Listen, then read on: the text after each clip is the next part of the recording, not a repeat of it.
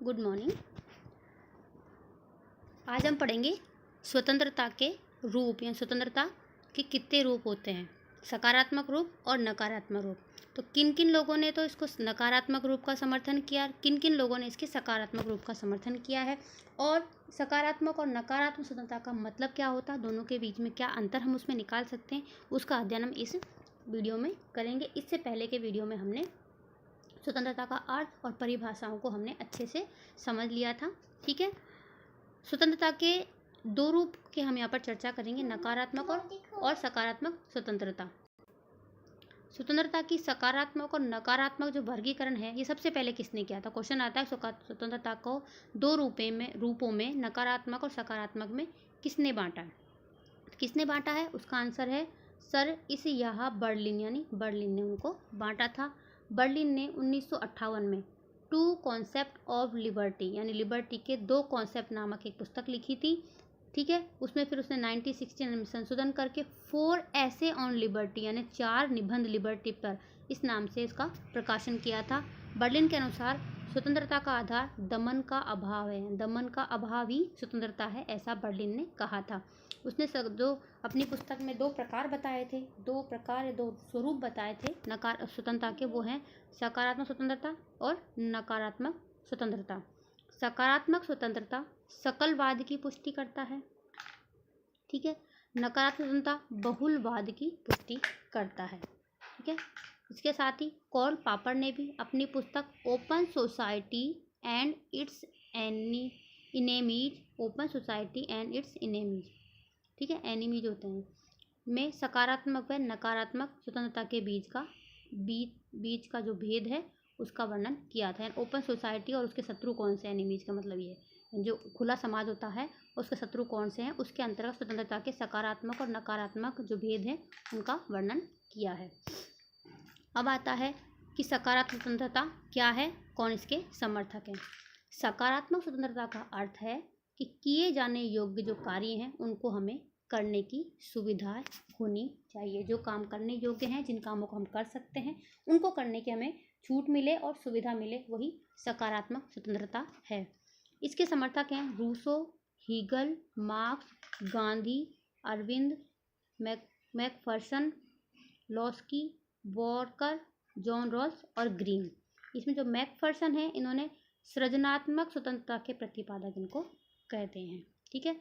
Macpherson उदारवादी चिंतक हैं, सकारात्मक स्वतंत्रता का जबरदस्त ये हिमायती हैं, जबरदस्त समर्थक हैं, और इसे विकासात्मक स्वतंत्रता कहना पसंद किया है। समाजवादियों ने स्वतंत्रता के सकारात्मक पक्ष का समर्थन किया। इन लोगों के अलावा कौन और समर्थक हैं? समाजवादी समर्थक हैं। आज़ादी के प्रयोग जितने भी थे वो सब इसी अवधारणा पर आधारित थे, व्यक्ति इसमें अवसरों का प्रयोग करता है। सकारात्मक स्वतंत्रता का संबंध व्यक्ति और समाज के संबंधों की प्रकृति और स्थिति से होता है। व्यक्ति के व्यक्तित्व के विकास में कम से कम अवरोध हो, कम से कम रुकावट हो, राज्य के द्वारा और दूसरे व्यक्तियों के द्वारा एक व्यक्ति की जो विकास की हेतु जो कार्य उसे करने योग्य होते हैं उनमें कम से कम रुकावट होनी चाहिए, यही सकारात्मक स्वतंत्रता है। स्वेच्छापूर्वक कार्य करने का अवसर, परंतु दूसरों की स्वतंत्रता में बाधा ना डालना। हमको अपने कार्य करने की स्वतंत्रता है, लेकिन हम दूसरों की स्वतंत्रता में कोई बाधा नहीं डालें, यही सकारात्मक स्वतंत्रता है। जितने भी मनुष्यों के कार्य होते हैं उन कार्यों को मर्यादित किया जाना चाहिए, उनको थोड़ा सा उन पर प्रतिबंध लगाए जाने चाहिए, रोक होनी चाहिए। मर्यादा का मतलब उसकी लिमिटेशंस होनी चाहिए, सीमाएं होनी चाहिए, ठीक है। सकारात्मक स्वतंत्रता का संबंध कुछ करने की स्वतंत्रता के विचार की व्याख्या से जुड़े हुए हैं। समतावाद इसी विचारधारा से जुड़ा हुआ है, ठीक है। अब आती है नकारात्मक स्वतंत्रता। नकारात्मक स्वतंत्रता का अर्थ है बंधनों का अभाव, यानी कि एक तो हमें सुविधाएं हो, समाज के अनुसार सुरक्षा भी हो सारी, और हमारे को कार्यों में कोई रुकावट ना हो, और मर्यादित जो हमारे कार्य है, कार्य स्वतंत्रता उस पर मर्यादित प्रतिबंध हो, ये तो होती है सकारात्मक स्वतंत्रता। एक ये है कि नहीं, बिल्कुल ही हमारे पास कोई प्रतिबंध नहीं, कोई रोक टोक नहीं, उसको नकारात्मक स्वतंत्रता कहते हैं, जो कि वर्तमान जो विश्व है, समाज है, जो हम परिवार में रहते हैं, हम सामाजिक प्राणी होने के नाते वहाँ पर बिल्कुल भी संभव नहीं होती है, ठीक है। नकारात्मक स्वतंत्रता के समर्थक कौन कौन है? Hobbes, Locke, Mill, Adam Smith, Paine, Herbert Spencer और बेंथम। क्यों? क्योंकि ये व्यक्तिवादी उदारवादी विचारधारा के समर्थक हैं और ये चाहते हैं कि व्यक्ति अपने आप में इतना बुद्धिशील है, इतना विवेकशील है और इतना सक्षम है कि उसको किसी की कोई आवश्यक सहायता की आवश्यकता ज़रूरत नहीं होती है। इसलिए राज्य के द्वारा उस पर कोई प्रतिबंध नहीं होने चाहिए, या तो राज्य होना ही नहीं चाहिए, हो तो उसको अपनी लिमिटेशन में रहना चाहिए। नकारात्मक स्वतंत्रता वाले मानते हैं कि किसी बाहरी सत्ता का हस्तक्षेप करना व्यक्ति के जीवन में बिल्कुल भी अनुचित होता है। हस्तक्षेप का जितना बड़ा क्षेत्र होगा, स्वतंत्रता ही उतनी अधिक होगी। नकारात्मक स्वतंत्रता का मतलब अहस्तक्षेप के अनुउल्लंघनीय क्षेत्र से है। इस क्षेत्र से बाहर समाज की स्थितियों से नहीं है। इनका तर्क ये है कि कौन सा क्षेत्र है जिसका मैं स्वामी हूँ, व्यक्ति क्या करने को मुक्त है, ये सब चीज़ें इसमें आती हैं कि व्यक्ति किस चीज़ का स्वामी है और किन की चीज़ों करने का मुक्त है, उसमें राज्य का कोई हस्तक्षेप नहीं होना चाहिए। स्वतंत्रता के नकारात्मक पहलू के विचार किसने दिया था? आइडियाज बर्लिन का है। अतः नकारात्मक स्वतंत्रता का प्रतिपादक आइजिया बर्लिन को कहते हैं। लिबर्टी का अर्थ बंधनों का भाव, जो नकारात्मक अर्थ लिए हुए है। उसके अंदर क्या क्या आते हैं? शोषण की प्रवृत्ति को बढ़ावा मिलता है, पतन समाज को जन्म होता है, मनुष्य को स्वायत्त मानता है, सिर्फ अवसरों का मौजूद होना ये स्वीकार करता है। राजनीतिक स्वतंत्रता भी एक तरह की नकारात्मक स्वतंत्रता ही है, ऐसा ये मानते हैं। जॉन लॉक नकारात्मक स्वतंत्रता का महान व्याख्याता था और असीमित स्वतंत्रता के सिद्धांत का प्रतिपादक था। तो जॉन लॉक हमें नाम याद रखना है कि नकारात्मक स्वतंत्रता के महान व्याख्या किसने की, सबसे बड़ी व्याख्या किसने करी? इसने करी थी। और असीमित स्वतंत्रता के सिद्धांत का प्रतिपादन भी जॉन लॉक ने ही किया था। ठीक है। नकारात्मक स्वतंत्रता की अवधारणा का सूत्रपात कब हुआ था? 19वीं शताब्दी में हुआ था, जब उदारवादी दर्शन का उदय हुआ था। मैंने कहा था ये लोग उदारवादी हैं, विचारधारा समर्थक हैं, इसलिए नकारात्मक स्वतंत्रता का समर्थन करते हैं। नकारात्मक स्वतंत्रता की बहस को समकालीन अमेरिकी दार्शनिक रॉबर्ट नोजिक ने आगे बढ़ाया। फिर नोजिक ने स्वेच्छातंत्रवाद के क्षेत्र में योगदान दिया और इसी सिद्धांत के साथ में उसकी विचारधारा जुड़ी हुई है। नकारात्मक स्वतंत्रता मनुष्य की स्वतंत्रता में के व्यक्तिगत पहलू पर जोर देता है और व्यक्ति के व्यक्तित्व का इसे वो अंग मानता है। ठीक है। यह प्रतिबंधों की अनुपस्थिति के रूप में देखता है कि स्वतंत्रता का मतलब प्रतिबंधों की अनुपस्थिति है। राज्य को व्यक्तिगत स्वतंत्रता का शत्रु मानता है, इसलिए ये लोग राज्य का विरोध करते हैं सब, या राज्य होना ही नहीं चाहिए या उसको सीमित रहना चाहिए। बर्लिन की पुस्तक टू कॉन्सेप्ट ऑफ लिबर्टी में नकारात्मक स्वतंत्रता को वापस पुनर्जीवित करने का प्रयास किया गया है। अब आते हैं स्वतंत्रता की प्रकार। कितने प्रकार की स्वतंत्रताएं होती हैं? प्राकृतिक स्वतंत्रता,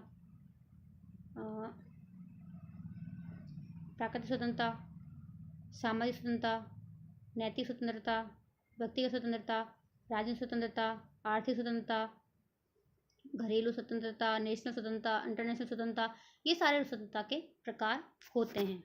ठीक है। लेकिन हमारे जो सिलेबस में है, हमें जो याद करने हैं वो कुछ कुछ प्रकारों का हम यहाँ पर वर्णन करेंगे।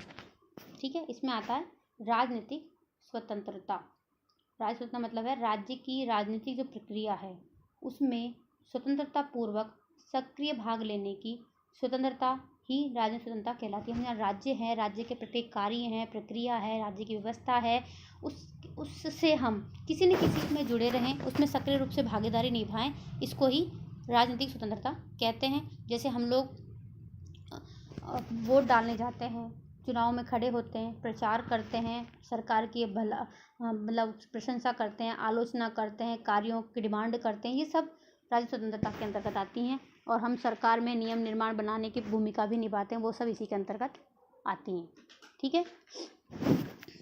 लॉस की इस प्रकार की स्वतंत्रता को परिभाषित करते हुए कहते हैं कि राजनीतिक स्वतंत्रता का अर्थ राज्य के कार्यों व्यापारों में सक्रिय भाग लेने का अधिकार है। या राज्य के जितने भी कार्य होते हैं जिसके अंतर्गत हम प्रशासन है, कार्यपालिका, व्यवस्थापिका, न्यायपालिका है, संसद है, इसके अंतर्गत हम जो भी कार्य करते हैं या किन कार्यों में जो भाग लेते हैं उसको हम राजनीतिक स्वतंत्रता कहते हैं। ठीक है। दूसरी आती है आर्थिक स्वतंत्रता। यानी प्रत्येक व्यक्ति को जीविका कमाने की समुचित सुरक्षा व सुविधा प्राप्त होना आर्थिक स्वतंत्रता कहलाता है। यानी प्रत्येक व्यक्ति को अपने जीवन में जीविका जीने के जितने भी काम करने होते हैं, जो भी काम वो कर सकता है, उसको करने की सुरक्षा होनी चाहिए, उसको अधिकार होना चाहिए और उसको सुविधा भी होनी चाहिए। ये सब आर्थिक स्वतंत्रता कहलाती है। अब आता है प्राकृतिक स्वतंत्रता। प्राकृतिक स्वतंत्रता का मतलब क्या होता है कि जो व्यक्ति को प्रकृति से द्वारा प्रदान की गई होती है। यह स्वतंत्रता राज्य की स्थापना से पहले प्रकृति की ओर से लोगों को प्राप्त होती थी। जैसे हमें जन्म लेने की स्वतंत्रता है, जीवन जीने की स्वतंत्रता है, खाना खाने की स्वतंत्रता है, सांस लेने की स्वतंत्रता है। तो ये सब प्राकृतिक स्वतंत्रताओं में आती हैं। ठीक है, जब राज्य नहीं था तब। जब राज्य बन गया, हम राज्य के नागरिक बन गए, तो नागरिक स्वतंत्रता वहाँ से प्रारंभ होती है। तो अगली हमारी नागरिक स्वतंत्रता।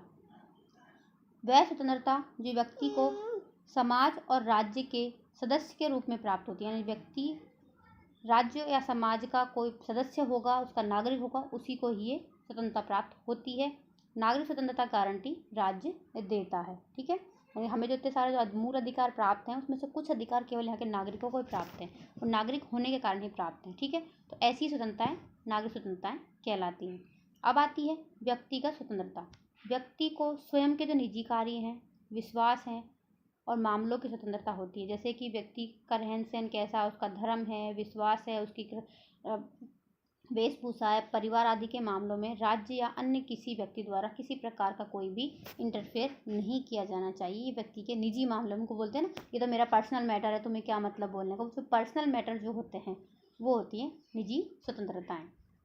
अब आता है स्वाभाविक स्वतंत्रताएं।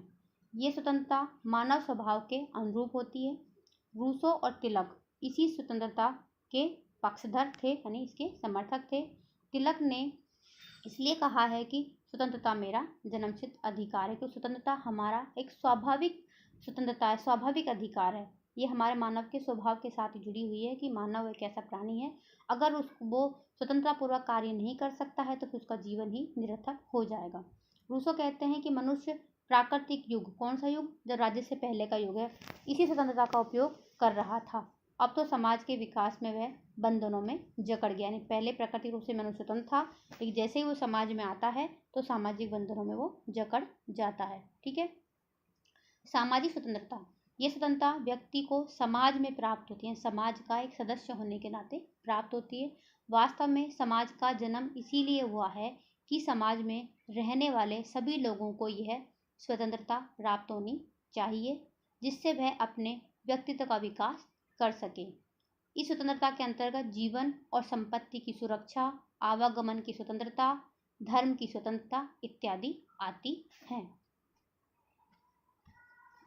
सांस्कृतिक स्वतंत्रता। संस्कृति जानते हैं ना, हम लोगों का खान पान, रहन सहन, हमारी वेशभूषा, सब संस्कृति आती है। हमारी बोलचाल, भाषा, हमारी जैसी संस्कृति है उसके अनुसार हमें वो सारे काम करने का अधिकार होता है जो हमारी संस्कृति के अनुसार नियमों में बना हुआ है। ठीक है, यह भी एक प्रकार की सामाजिक स्वतंत्रता ही है, जिसमें किसी समाज में रहने वालों को अपनी संस्कृति को बनाए रखने, उसकी रक्षा करने, उसको समृद्ध करने की स्वतंत्रता होती है। ठीक है, राष्ट्रीय स्वतंत्रता। राष्ट्रीय स्वतंत्रता एक राष्ट्र से संबंधित होती है। इससे पहले जितनी स्वतंत्रता थी वो व्यक्ति से संबंधित थी। राष्ट्र की स्वतंत्रता के द्वारा जो परतंत्र राष्ट्र है अपना शासन अपने आप करने का राजनीतिक अधिकार प्राप्त करता है। साम्राज्यवाद से मुक्ति पाने के लिए राष्ट्रों ने राष्ट्रीय स्वतंत्रता के लिए संघर्ष भी किया था, जैसे भारत ने किया था। ब्रिटेन की जो उपनिवेशीय अधीनता, जो पराधीनता थी, उससे स्वतंत्रता प्राप्त की थी 15 अगस्त 1947 को। ठीक है, उसके बाद भारत को राष्ट्रीय स्वतंत्रता प्राप्त हो गई थी। तो ये तो हमारे स्वतंत्रता के स्वरूप और प्रकार थे। ठीक है, तो इस प्रकार स्वतंत्रता जो वाला जो चैप्टर है 2 वीडियो में हमारा पूरा हो जाता है।